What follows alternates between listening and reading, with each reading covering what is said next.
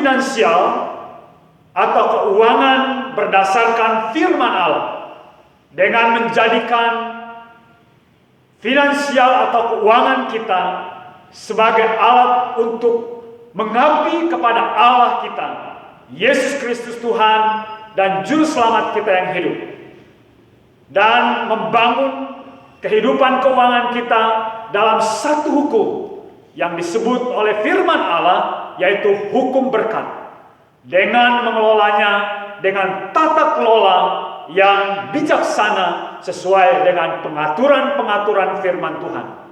Allah menetapkan satu hukum yang harus kita jalani dalam kehidupan kita sebagai orang percaya untuk mengelola dalam seluruh kehidupan keuangan kita. Firman Allah menyebutnya dengan hukum berkat. Hukum berkat dapat kita lihat dari Amsal pasal 10 ayat yang ke-22 berkata, berkat Tuhanlah yang menjadikan kaya, susah payah tidak akan menambahnya.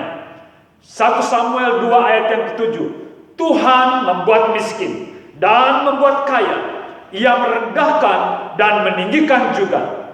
Yohanes 10 ayat yang ke-10 bagian B, Aku datang supaya mereka mempunyai hidup dan mempunyainya dalam segala kelimpahan. Hukum berkat mengandung satu prinsip makna utama. Hanya berkat Allah yang menjadikan seseorang sukses untuk meraih keberhasilan dalam finansial, yaitu finansial yang kokoh, finansial yang benar, sehingga ia akan berdampak di dalam kehidupan kerajaan Allah di muka bumi ini.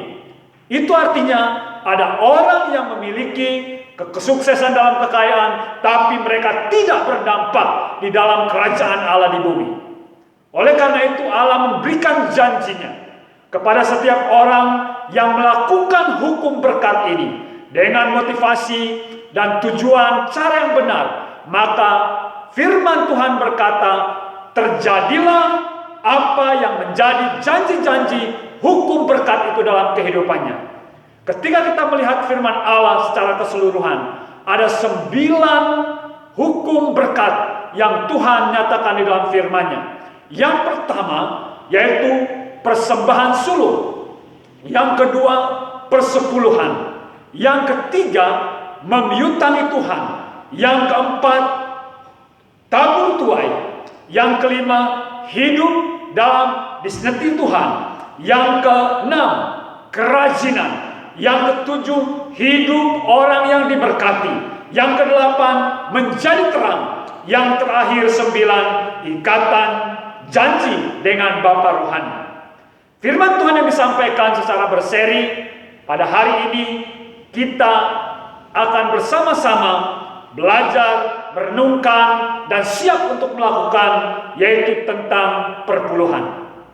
Ketika kita berbicara tentang perpuluhan, sebelum satu pernyataan perikop yang begitu tegas dan jelas tentang perpuluhan dalam Maleakhi pasal yang ketiga, ayat yang ke-6 sampai ayat yang ke-12. Sejarah perpuluhan dimulai jauh, bahkan sebelum perintah Tuhan kepada Musa dan orang Israel untuk melakukan perpuluhan. Firman Tuhan dalam Kejadian pasal yang ke-14, ayat yang ke-18 sampai ke-20 menjelaskan pertama kali perpuluhan dilakukan oleh bapa beriman kita, yaitu Abraham. Ketika Abraham selesai mengalahkan pasukan yang menawan Lot ponakannya, dan pada saat itulah Abraham memberikan persembahan persepuluhan yang pertama kali dalam catatan Alkitab, yaitu memberikan persembahan persepuluhannya kepada Melkisedek. Yang kedua, Yakub di dalam Kejadian pasal 28 ayat 21 sampai 22 dijelaskan ketika Yakub berada di Betel dalam perjalanannya lari dari Esau yang mau membunuhnya.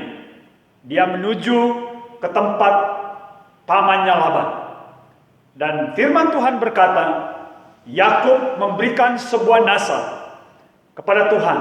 Tuhan, kalau Engkau membawa aku kembali, memelihara, menjaga, dan memberkati perjalananku, maka aku akan memberikan persepuluhan dari seluruh penghasilan yang menjadi berkat dalam hidupku.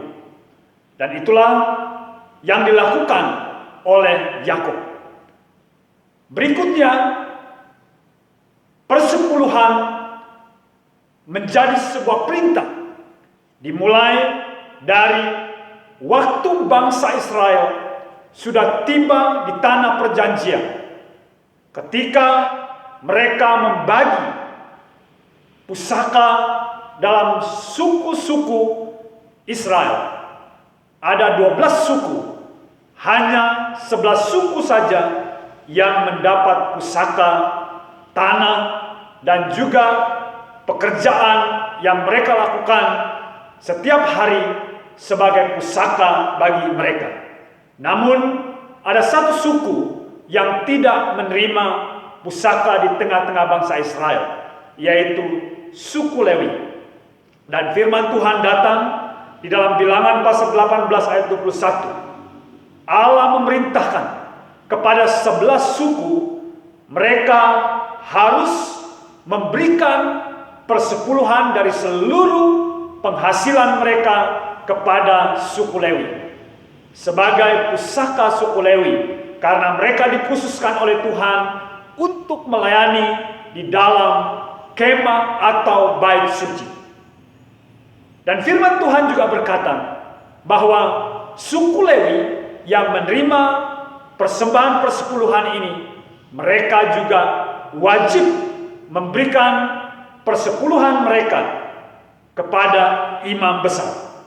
Bilangan pasal 18 ayat 25 ayat 28. Ini membuktikan bahwa persepuluhan yang diperintahkan oleh Tuhan sejak awal itu bukan berbicara tentang kewajiban memberi uang, tetapi di balik semua itu ada sesuatu hal yang sangat penting, yaitu supaya hati manusia, baik para imam, baik para Lewi, baik seluruh orang-orang Israel, harta bukan menjadi sesuatu yang melekat di dalam hati mereka, tetapi tetap Allah pencipta, Allah pemelihara, Allah yang telah membawa mereka menikmati kehidupan mereka di tanah perjanjian. Itulah yang menjadi utama di dalam kehidupan mereka. Lalu firman Allah berbicara lebih lanjut di dalam Ulangan pasal 14 ayat 28-29. Persepuluhan tidak saja dikhususkan untuk suku Lewi, tetapi juga untuk orang asing, yatim dan janda. Tetapi perpuluhan ini dilakukan sebagai satu persembahan khusus 3 tahun sekali. Itu artinya firman Tuhan akan mengaturnya lebih lanjut. Itu sebabnya ada pemeliharaan di dalam kitab perjanjian baru untuk janda-janda dengan ketentuan-ketentuan khusus. Artinya firman Tuhan terus berkembang, terus menyatakan hal yang semakin hari semakin tegas dan jelas.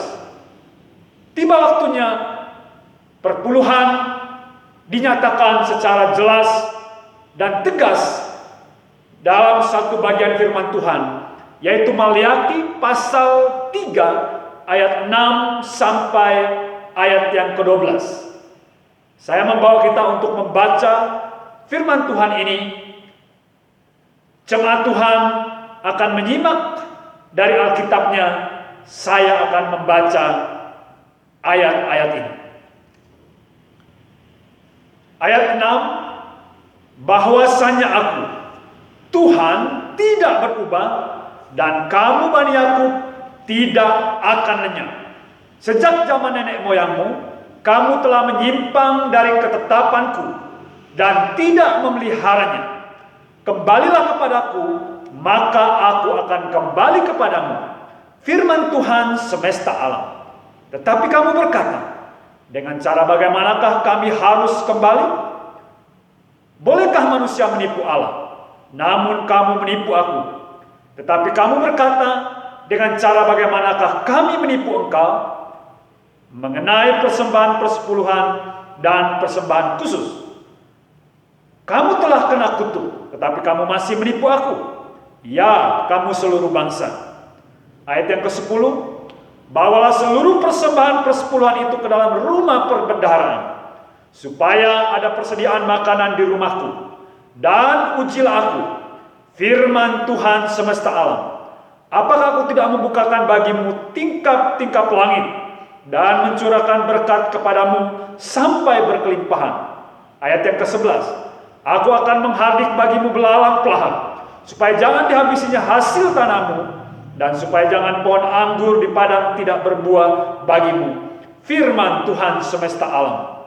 Ayat yang ke-12, maka segala bangsa akan menyebut kamu berbahagia, sebab kamu ini akan menjadi negeri kesukaan firman Tuhan semesta alam. Firman Tuhan dari Maliaki 3 ayat 6 sampai yang ke-12 ini, dengan judul perikopnya, pembayaran persembahan persepuluhan menyenangkan hati Allah. Ada dua hal yang begitu prinsip yang Tuhan sedang katakan di dalam judulnya ini. Yang pertama, persepuluhan itu dibayar, bukan diberi. Artinya, persepuluhan itu adalah hal yang harus atau wajib dilakukan. Yang kedua, dikatakan memberi persepuluhan itu untuk menyenangkan hati Allah. Tujuan pemberian persepuluhan bukan sebuah pengumpulan dana, bukan supaya ada tersedia semata-mata dana yang cukup. Tetapi Alkitab memberikan penjelasan bahwa tujuan utama pemberian persembahan persepuluhan itu adalah menyenangkan hati Allah. Kalau kita melihat ayat 6 sampai 12, ada beberapa hal penting yang Tuhan katakan di dalam bagian-bagian ini. Yang pertama, Allah langsung menyatakan identitas pribadinya, yang menyampaikan firman dan memberi pesan, perintah untuk membayar persembahan persepuluhan untuk menyenangkan hati Allah. Dikatakan, akulah Tuhan yang tidak berubah. Artinya, pribadi yang memberikan firman adalah Allah yang kekal, Allah yang maha ada, Allah yang tidak terbatas. Ia adalah Allah yang tidak berubah. Dan yang kedua, menjelaskan identitasnya, ia adalah alam semesta. Allah alam semesta. Artinya ia pencipta dunia, ia pemilik semesta. Bahkan di 4 ayat bagian pernyataan bahwa ia adalah Allah Tuhan semesta alam, di ayat yang ke-7, ke-10, 11, dan 12. Selanjutnya di ayat yang ke-7, 8, dan ke-9, Allah menegur umat Israel. Artinya Allah menegur umat Israel oleh karena mereka menyimpang dari ketetapan Allah, tidak memelihara ketetapan Allah, dan mereka ditegur karena mereka menipu Allah tentang persembahan persepuluhan dan persembahan khusus. Dalam kesempatan ini kita tidak belajar tentang persembahan khusus, tetapi kita belajar tentang persepuluhan. Akibat umat Tuhan yang menyimpang dari ketetapan Allah, tidak memelihara apa yang ditetapkan oleh Allah, firman Tuhan berkata dalam ayat yang ke-9, mereka berada di dalam kutuk, telah berada di dalam kutuk. Dan yang berikutnya Allah memberikan perintah dan janji. Janji yang Allah berikan adalah didahului dengan sebuah perintah. Perintah yang diberikan oleh Tuhan adalah bayar persepuluhan. Bayar persepuluhan ke perbendaharaan rumah Tuhan, supaya tersedia makanan di rumah Tuhan yang cukup.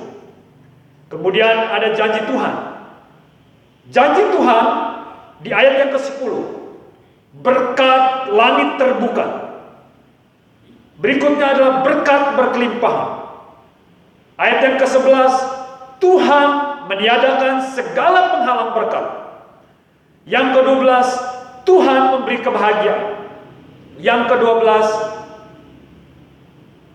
keamanan dan kenyamanan yang Tuhan berikan kepada umat Israel. Berdasarkan firman Tuhan tentang penjelasan perpuluhan, ada beberapa hal yang sangat penting untuk kita ketahui dengan jelas, supaya kita tidak salah melaksanakan persepuluhan. Persepuluhan adalah mengembalikan milik Allah kepada Allah sebanyak 10% dari seluruh atau total dan segala jenis pendapatan. Dan firman Tuhan berkata, pembayaran persepuluhan bersifat imperatif absolut. Artinya perintah yang mutlak. Sesuatu yang harus dilakukan. Dan berikutnya dikatakan, persepuluhan dibawa ke dalam perbendaharaan rumah Tuhan. Waktu saya merenungkan ini, firman Tuhan jauh memberikan sebuah pengertian yang sangat dalam di masa perjanjian lama dan juga bahkan sampai di perjanjian baru, bahkan sampai sekarang dalam kehidupan anak-anak Tuhan. Dikatakan keperbendaharaan rumah Tuhan. Mengapa ini terjadi? Kalau kita memperhatikan di akhir-akhir ini, muncul pandangan yang salah sebagai satu cara orang untuk menolak untuk memberikan persepuluhan. Atau juga ada yang memberikan persepuluhan tetapi mau diatur sendiri. Ada beberapa pikiran dan juga pernyataan yang muncul. Yang pertama, gereja kecil paling memerlukan dana. Ya, kalau kita renungkan mungkin ini bisa benar. Kalau gereja yang kecil, waktu perintisan mereka memang sangat membutuhkan dana. Kemudian yang kedua, tempat-tempat tertentu yang memang agak sulit. Ada beberapa tempat di belahan dunia di mana anak-anak Tuhan mereka harus ditopang dengan dana karena mereka tidak bisa beribadah dengan baik, karena mereka harus berlari atau pindah-pindah tempat karena penganiayaan. Dan ada juga gereja kecil, seharusnya mereka bukan membutuhkan dana, tetapi mereka membutuhkan pendampingan. Dan itulah yang menyebabkan pandangan gereja kecil paling memerlukan dana tidak secara otomatis benar. Kalau gereja kecil yang sungguh membutuhkan dana, maka ini akan sebaliknya. Gereja besar pasti tidak membutuhkan dana. Bukan hal ini yang benar. Hal yang benar adalah bagaimana pengelolaan untuk membawa sebuah kegerakan besar yang lebih lagi sehingga pekerjaan Tuhan semakin maju. Dibuka di berbagai-bagai tempat dan pekerjaan Tuhan akan berdampak di dalam kehidupan masyarakat.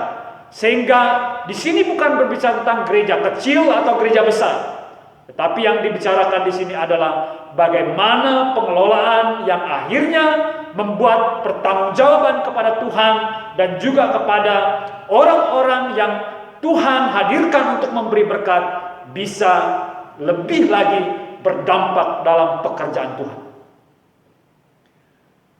Yang berikutnya, ada satu pernyataan yang sedang menjadi begitu luar biasa menjadi perdebatan pada hari-hari ini.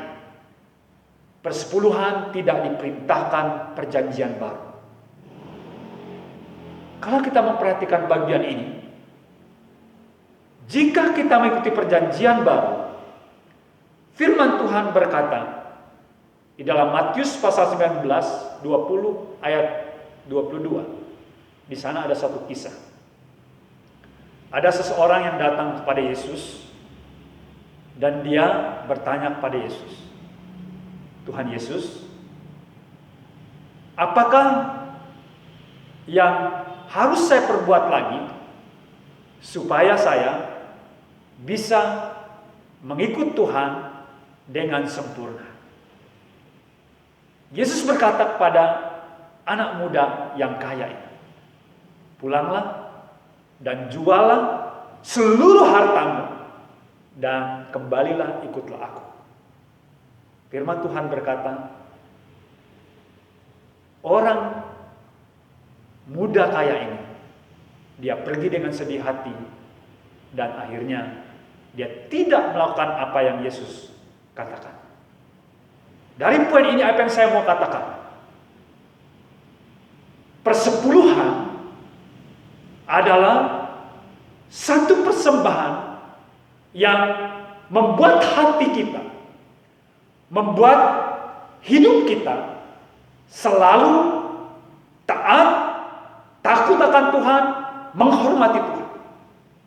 Namun pada hari-hari ini kita melihat ada pengajaran yang sedang timbul. Mereka menyatakan bahwa pengajaran dan penerapan persepuluhan di dalam gereja itu tidak benar. Bahkan ditantang, dikritik oleh sebagian pengajar, bahkan dengan kata-kata yang tidak pada tempatnya bagi seorang pengajar firman Allah, firman Kristus yang kudus. Tidak pantas keluar kata-kata demikian. Dan akhirnya mereka diikuti oleh beberapa orang Kristen tentunya. Mereka menyampaikan beberapa keberatan. Keberatan yang paling menonjol. Mereka katakan bahwa persepuluhan, buah sulung, semuanya sudah batal. Karena hukum Taurat sudah batal. Namun firman Tuhan di dalam Matius pasal 5 ayat yang ke-17, ayat yang ke-18, firman Tuhan itu tetap berlaku. Firman Tuhan berkata, janganlah kamu menyangka bahwa aku datang untuk meniadakan hukum Taurat atau kitab para nabi. Aku datang untuk meniadakannya, melainkan untuk menggenapinya.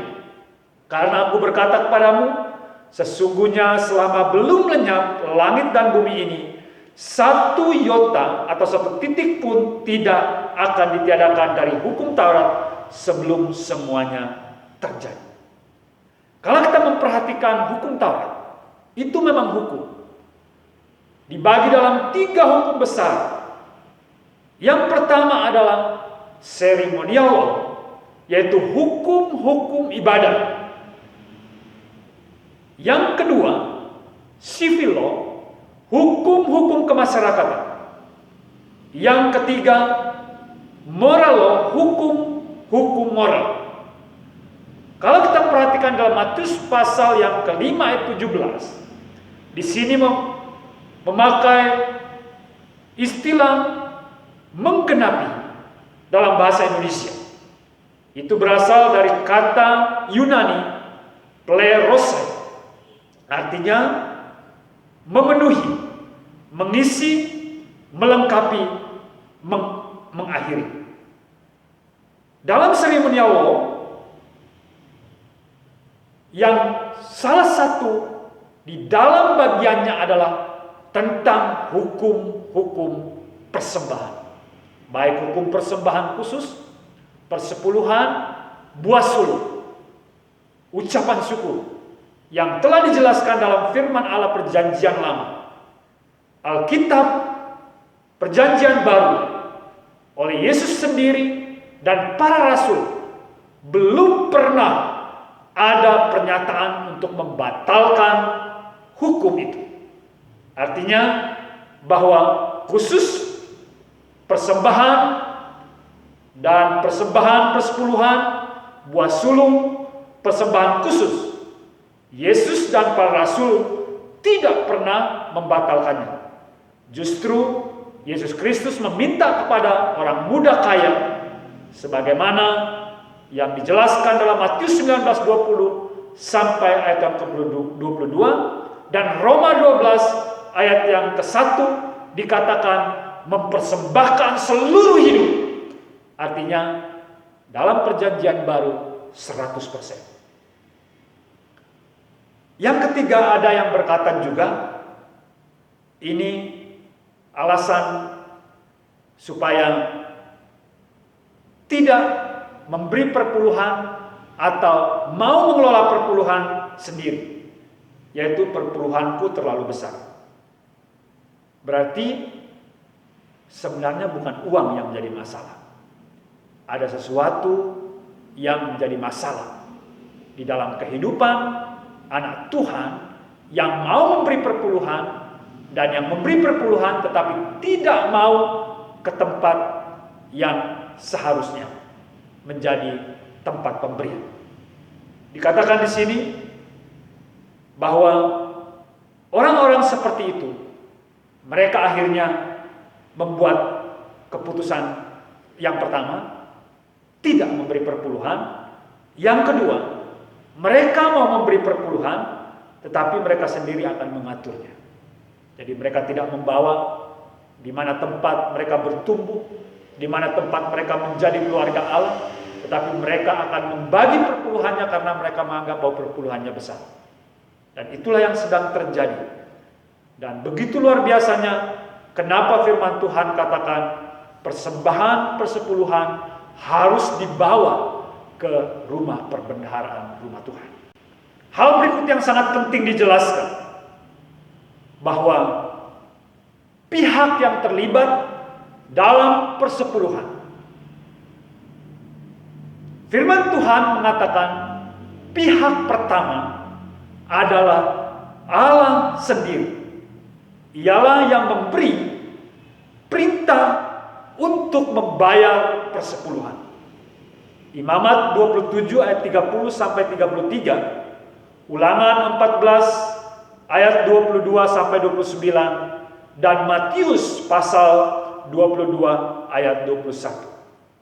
Di sini Allah memberi perintah kepada setiap orang yang percaya kepada Kristus, kepada Allah. Mereka harus membawa persembahan persepuluhannya dikembalikan kepada Tuhan. Pihak yang kedua, yaitu orang-orang percaya atau umat pilihan Tuhan, mereka harus membayar persepuluhan. Kemudian pihak yang ketiga, penerima persepuluhan. Alkitab menjelaskan dalam Ulangan 14 ayat 27 yang sudah kita jelaskan tadi, bahwa dulu yang menerima adalah para imam. Dalam perjanjian baru 1 Korintus 9 ayat yang ke-14, yang menerima adalah pelayan Injil. Dikatakan orang yang melayani mezbah, mereka harus hidup dari mezbah. Itu artinya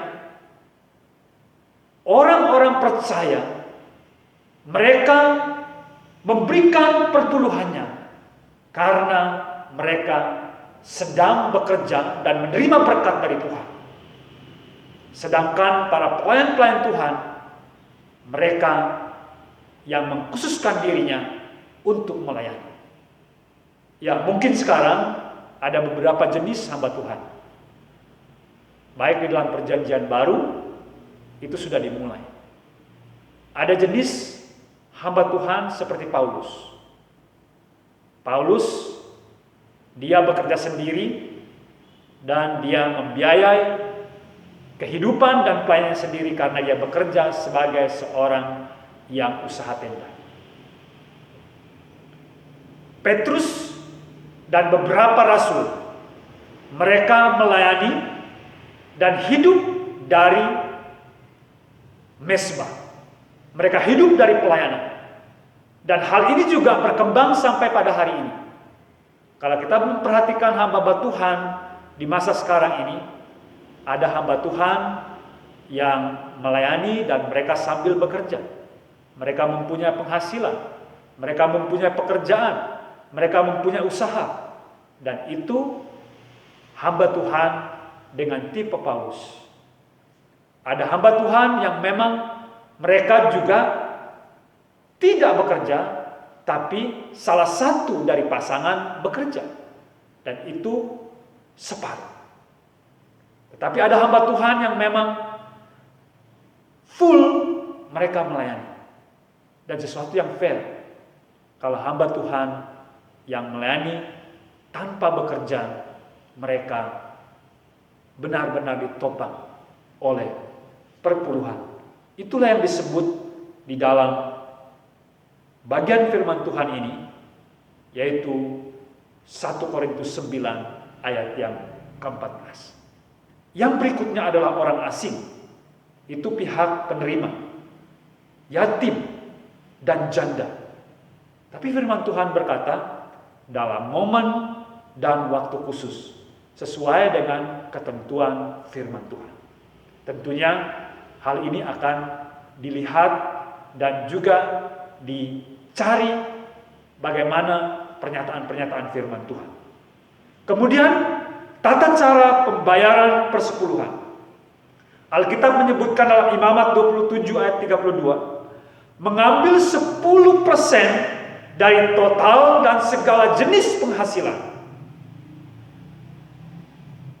Yang berikutnya, jika perpuluhan ditebus, harus menambah 1/5.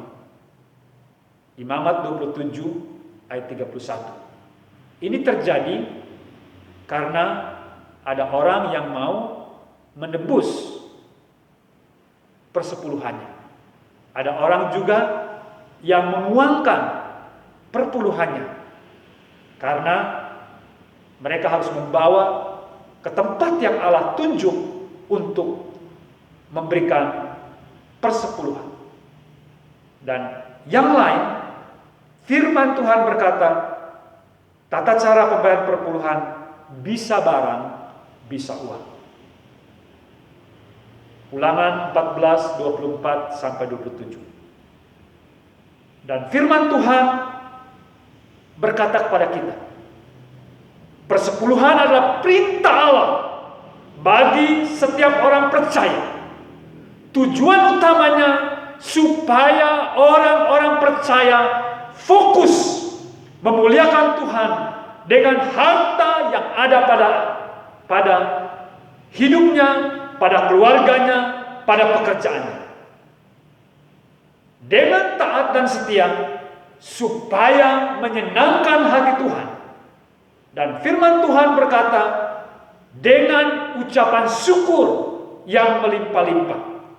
2 Korintus pasal 9 ayat 12 berkata, sebab pelayanan kasih yang berisi pemberian ini bukan hanya mencukupkan keperluan orang-orang kudus, tetapi juga melimpahkan ucapan syukur kepada Allah.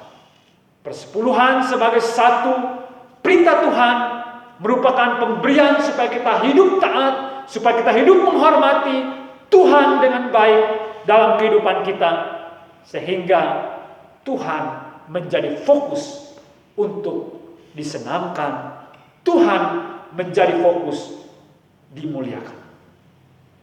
Ketika seorang taat dan setia melaksanakan perpuluhan, firman Tuhan berkata, memberikan beberapa pernyataan yang sangat luar biasa.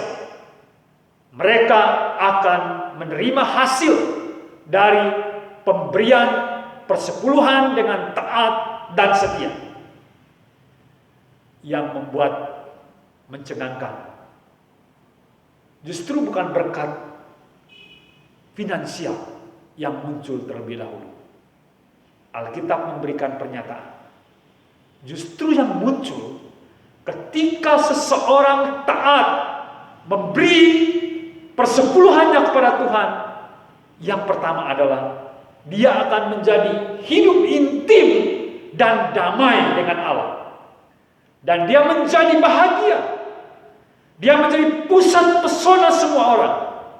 Dan yang paling penting dikatakan, dia memiliki kecemerlangan diri sebagai seorang anak kerajaan Allah yang menjadi pribadi yang takut akan Allah, menghormati Tuhan dan mengasihi Tuhan dengan segenap hatinya, dengan segenap jiwanya, dengan segenap akal budinya, dengan segenap kekuatannya. Itulah yang terjadi dalam kehidupan orang yang setia melakukan perkara yang kecil yang disebut di sini persepuluhan. Karena firman Tuhan dalam perjanjian baru minta 100%. Kalau kita melakukan 10%, berarti itu adalah setia dalam perkara yang kecil. Setelah berkat rohani, barulah berkat finansial Tuhan munculkan. Dikatakan berkat pertama adalah langit terbuka. Ini satu berkat yang tidak bisa dihalangi oleh siapapun. Ketika langit terbuka, suasana, situasi apapun yang sedang terjadi, Tuhan mencurahkan berkatnya dengan membuka langit. Yang kedua, dikatakan Tuhan memberkati berkelimpahan. Berkat langit terbuka, Maliaki 3 ayat 10. Berkat kelimpahan juga, Maliaki 3 ayat yang ke-10. Yang berikutnya dikatakan berkat kelancaran pekerjaan atau usaha. Maliaki pasal yang ketiga ayat yang ke-11. Di sini dikatakan Tuhan akan menghadik, Tuhan akan menghalau segala yang menghalangi pekerjaan, segala yang menghalangi usaha, segala yang menghalangi berkat dalam kehidupan kita. Artinya Tuhan akan memberikan kelancaran. Maliaki 3 ayat yang ke-11.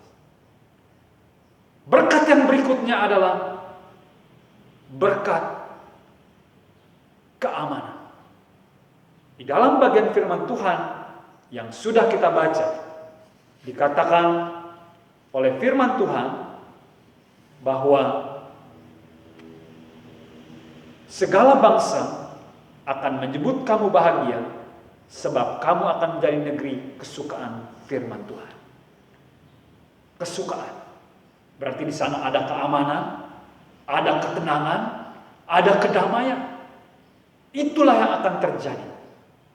Dan ketika seseorang setia melakukan hal yang kecil, yaitu pemberian perpuluhan, janji Tuhan yang muncul pertama kali adalah berkat rohani dalam kehidupan seorang anak Tuhan. Berikutnya barulah berkat jasmani. Artinya perpuluhan fokusnya adalah hati kita. Bagaimana kita menghormati Allah, mengasihi Allah, bagaimana kita mentaati Allah, takut akan Allah. Itulah yang menjadi fokus perintah Allah memberikan persepuluhan. Shalom.